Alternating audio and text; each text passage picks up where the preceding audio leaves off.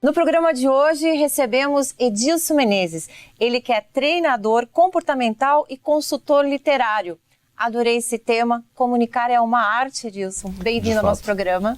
Muito obrigado, é uma satisfação muito grande estar aqui. Obrigado por me receber e vamos em frente, vamos lá. Edilson, as empresas ainda têm muita dificuldade em comunicar com o seu público? É uma dificuldade que se arrasta há muito tempo. Há muito tempo. Um produto, uma ideia, uma marca, é claro que quando a gente vai oferecer ao mercado, por mais que o fabricante, o idealizador, o empreendedor tenha colocado ali todos os elementos de venda, os elementos subliminares de venda, é preciso pensar ainda na questão textual desse produto. Veja que você pode acessar os melhores sites de compra, seja no Brasil ou no exterior. Mas se uma determinada parte do texto desse produto não lhe convencer, por mais que você confie na marca ou no site que oferece o produto, você não compra. Então é uma dificuldade que se arrasta e que agora, com o advento da venda digital, tende a ficar ainda um pouco mais comprometido. Ou seja, chegamos a um momento em que o empresário precisa sentar, entender o que ele está fazendo sob o ponto de vista textual com o seu produto, com a sua marca, e investir nessa frente, porque é uma frente valiosíssima e muitos empresários sequer percebem quão valiosa é. E uma palavra pode mudar tudo, né? Às vezes uma palavra, o sentido, uma vírgula muda muita coisa, né? É uma loucura. Sim. E em quem ele pensa na hora que ele vai fazer o site? No público-alvo dele, porque geralmente ele tem que se colocar no lugar de quem vai ler aquilo. Né? E como ele vai... A empatia. A empatia. Claro, concordo com você. Seria maravilhoso se todos que oferecem um produto, um serviço, uma marca, pensassem empaticamente no consumidor final. Na prática não é bem o que acontece. Não é, né? O pensamento é massivo, né? Poxa, como que eu ofereço isso aqui para muita gente? O que é um ledo engano. O pensamento deve ser micro. Embora a proposta de venda seja macro, o pensamento textual deve ser micro. Eu vou pensar em uma pessoa. Né? Se ele é adquirido por cada consumidor, é em um consumidor que eu tenho que pensar. E é aí que surge a necessidade de você ter um texto muito bem redigido, para que em poucas palavras aquele produto seja bem vendido.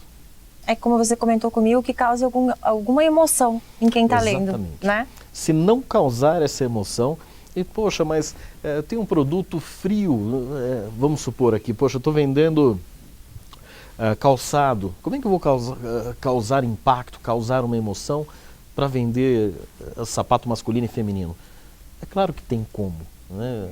No seu anúncio, é importante que não existam só características, pensando no nosso consumidor, o latino-americano, um consumidor quente, ativo. Ele não quer saber só sobre a durabilidade, sobre quão resistente é, enfim, ele quer saber mesmo, por exemplo, você está num belíssimo sapato, né? Poxa, o que ele precisa saber sobre esse sapato? Dá um pouco de noção de conforto. Quem vai usar, né? Por exemplo, qual é o benefício, pega uma né? noção, um feedback de um cliente que está no site e coloca nesse anúncio de venda, apontado pelas mulheres como um dos mais confortáveis calçados do nosso site, da nossa loja, e deixa lá uma menção curta. É isso, uma frase que não é o que vocês buscam. Sim. Poxa, conforto. Se é importante ficar no salto, como as mulheres dizem, sim, o conforto é muito bem-vindo. Muito. Né? Então, é claro que é só um exemplo, sim, e em todos os setores cabe um exemplo nesse sentido, mas é preciso pensar muito mesmo. E em tempos de amplitude da informação, a comunicação ainda pode ser dissociada do exercício de vender? Pois bem, tá aí uma excelente pergunta. Já se tentou fazer isso, né? Não, vamos pensar um pouco mais tecnicamente, vamos ver se a gente consegue aqui colocar o nosso produto, a nossa marca, a nossa empresa num patamar de venda que não seja romântico demais, porque não é a cara da nossa empresa. Mas o fato é que, cedo ou tarde, o anunciante do produto, quem tem algo a vender, acaba por descobrir que não há como deixar uma mensagem no produto sem o elemento de venda. Por exemplo, né? você tem lá um site de vendas que trabalha com um material pouco comum para site. A gente estava falando de calçado, por que não roupa, né? Vamos pensar ali, o brasileiro não tem muito hábito de comprar roupa pela internet, né? De comprar, por exemplo, blusinha, camisa, paletó.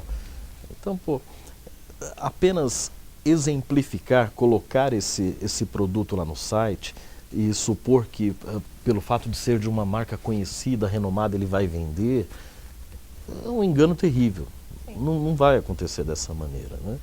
Então, estamos vivendo um momento em que é preciso pensar na venda, muito além da questão técnica, é claro, mas é preciso pensar que não dá para dissociar a comunicação, aquilo que se comunica de uma marca, um produto, uma ideia, né, um empreendimento, não dá para dissociar do elemento comercial. Nós vendemos a todo instante. O que nós estamos fazendo aqui é venda. Estamos vendendo informação. E a todo instante a gente faz isso. O processo de comunicação por si, ele se basta nesse sentido como um elemento crucial para a venda.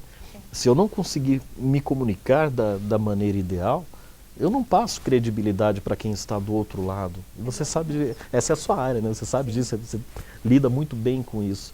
Agora, como é que, eu sou um homem de comunicação, você também é uma mulher de comunicação, como é que a gente faz o empresário pensar dessa maneira, como se ele fosse um homem de comunicação? É isso que falta, pensar como um formador de opinião, não só como um vendedor de produtos. Acho que assim a gente sintetiza muito bem. E qual é o maior desafio a ser enfrentado por líderes e colaboradores que precisam dominar um processo eficiente de comunicação? Dar as mãos, eu diria que é o primeiro passo. Porque no passado, acreditamos que cabia ao líder dominar a comunicação, né? E o colaborador ficava ali quietinho no canto dele, imaginando que o líder demandaria aquilo que era para ser feito. Olha, essa empresa não está se comunicando bem, a gente não fala a mesma língua, está tendo muito ruído.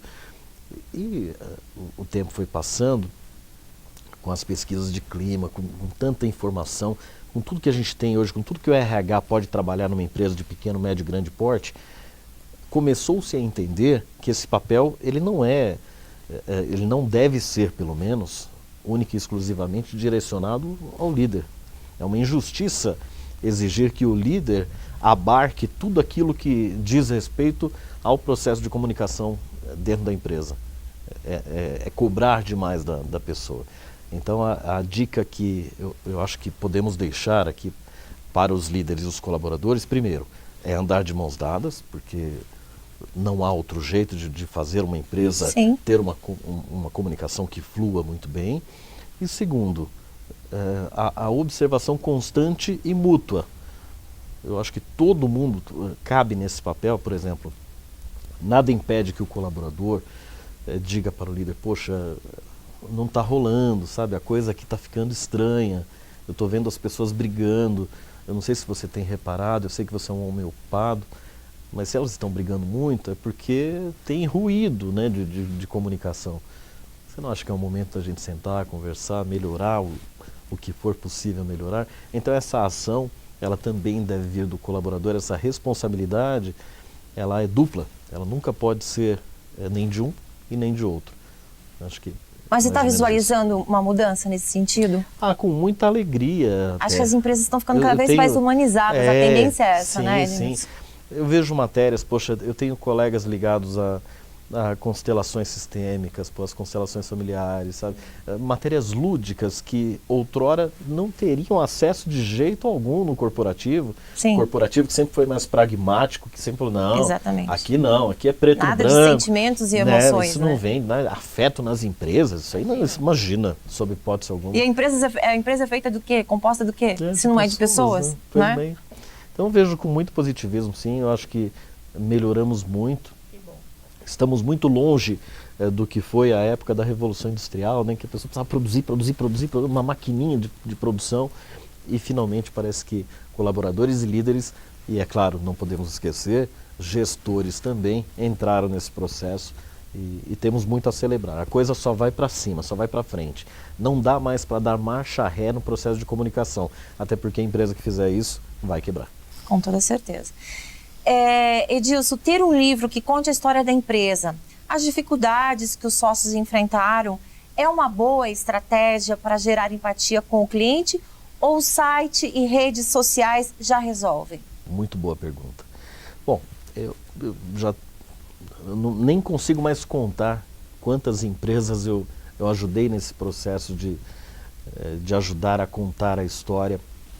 Mas veja só, percebo uma mudança significativa nessa demanda, porque antigamente, e acho que você há de lembrar disso, né, as grandes empresas, o que elas faziam quando pensavam em tornar mais elástica a contação da sua história?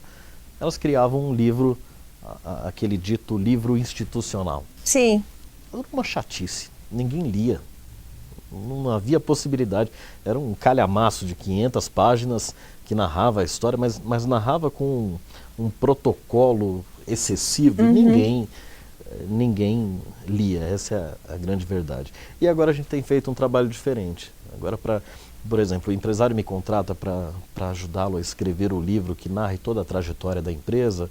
Nós vamos lá, entrevistamos os funcionários antigos, os novos, sabe? Ouvimos as histórias das pessoas da região. Isso nós gravamos todo esse material, não em forma de vídeo, em forma de áudio mesmo. Colocamos um gravador e entrevistamos a pessoa. Mas aí não monta um vídeo, uma história que fica no site? A partir desses áudios, depois eu levo esses áudios todos para o laboratório e transformo essa audição em história. Então a empresa ela tem a sua história ali narrada de uma forma mais humanizada, né? Poxa, segundo a perspectiva dos colaboradores, dos gestores, dos fundadores, dos sócios e até mesmo da galerinha que está chegando, dos sucessores, né? Os filhos também entram na jogada. Então acho que é isso. Se você imaginar que site basta para eternizar uma marca, uma empresa, para tornar sólida uma operação comercial, eu diria que é no mínimo ingenuidade. O site ele é um cartão de visitas digital um pouco mais alongado do que o cartão que eu troco com você. Ele só é um pouco mais alongado. E se ele for muito mais alongado, aí você tem um erro muito grave.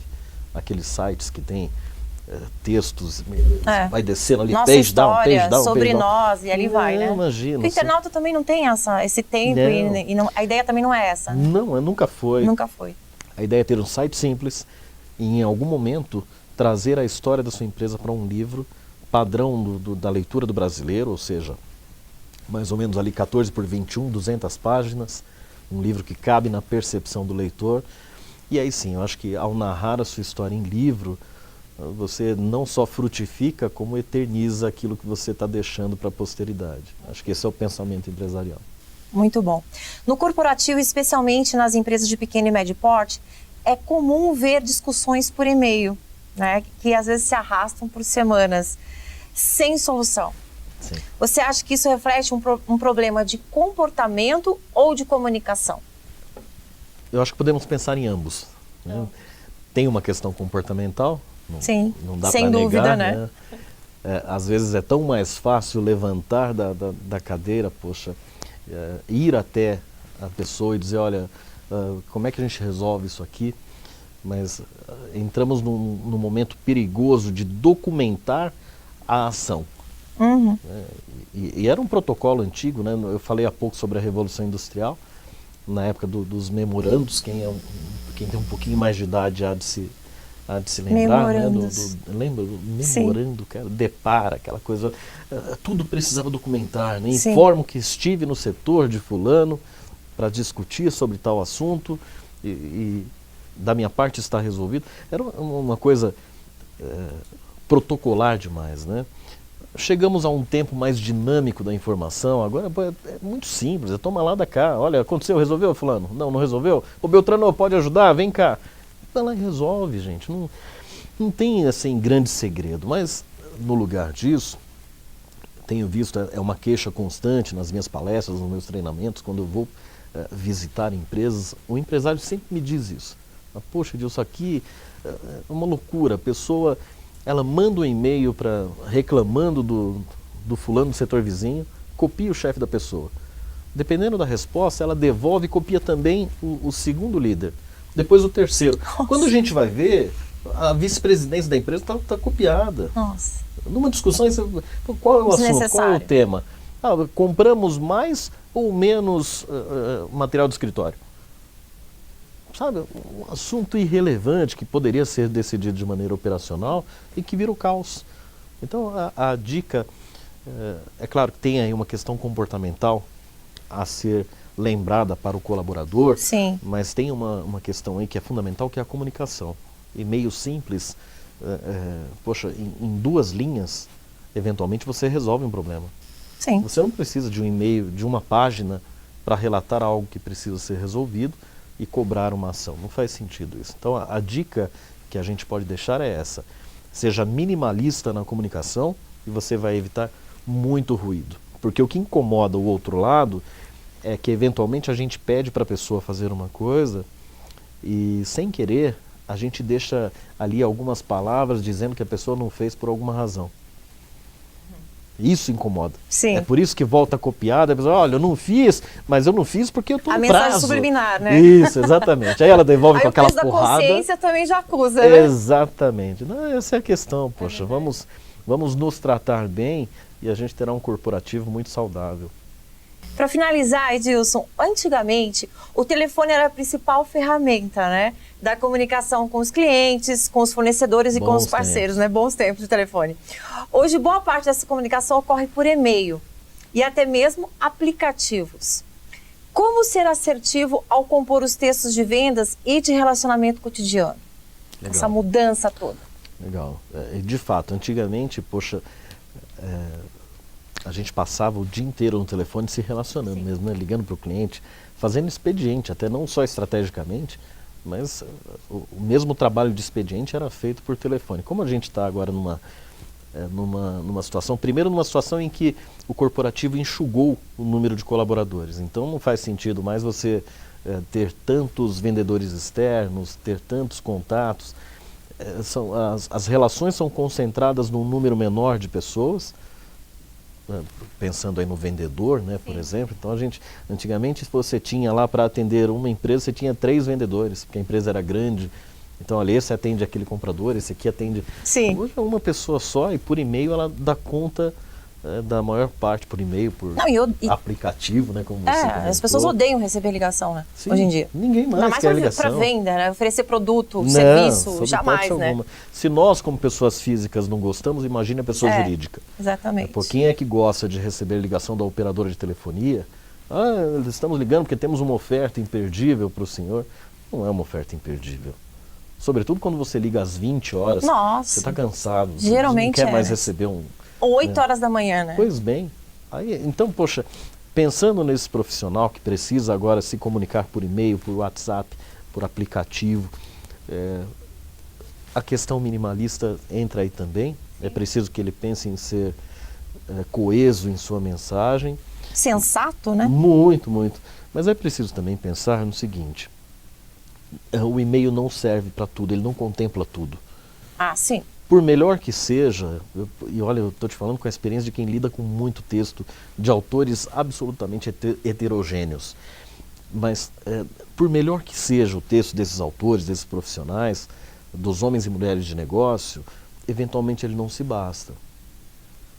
Então, eu acho que a gente pode deixar um recado no seguinte sentido: conduzir uma negociação por e-mail ou WhatsApp, ali ao término da negociação, quando está quase fechando um contrato, um pedido, não faz sentido. Não, né? Esse é o momento de Nada passar, substitui de voltar ao... o tete-a-tete, o famoso e velho bom tete-a-tete. Nada você substitui vai para o isso. tete-a-tete ou você volta lá para os tempos de telefone para concluir a operação que está sendo fechada. Mas não é saudável, você não vai acumular boas vendas, se concentrar 100% da sua operação poxa, no e-mail, no aplicativo. Sim. Mas o tempo que você precisar ficar nisso, aí eu sugiro que você, primeiro, pense no cliente de maneira individual.